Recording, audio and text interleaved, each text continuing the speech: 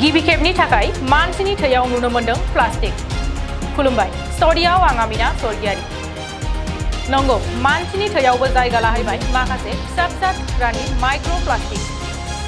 प्लास्टिकनि बाहायनायजों जेरै बुहुम बिखायावबो गोहोम खोख्लैदों, थिग बेबायदिनो मानसिनि देहायावबो प्लास्टिकनि गोहोम गोग्लैनायखौ नुनो मोनदों। नोंथाङा सोमोनांनो हागौ, माबायदि प्लास्टिकआ सुबुंनि थैयाव जायगा लाहैखो। नोंथाङा मिथिस्लाबाजासेनो नोंथांनि देहायाव जायगा लाहैदों प्लास्टिकआ। बिगियानगिरिफोरा संदाननो थाखाय सा 22 सुबुंफोरनि थैनि नमुना लादोंमोन। बेनिनो सा 10 सुबुंनि थैयाव पलिप्रपाइलिन, पलिस्टाइरिन, पलिमिथाइल, मेटाक्रिलेट पलिटाइलिन आरो टेरेब्लेट बे मोनबा गुबुन गुबुन रोखोमनि माइक्र'प्लास्टिकखौ सुबुंनि थैयाव नुनो मोननाय जादों। बयनिख्रुइबो बांसिनै पलिटाइलिन टेरेब्लेटखौ मोननाय जादों।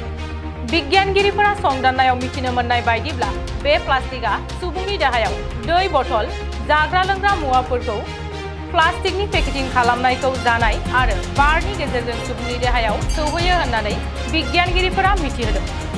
बेबायदिजों सुबुंनि थैया मैला जायो आरो गोबां रोखोमनि बेराम सोमजिनो हायो होनना संदानगिरिफोरा फोरमायदों।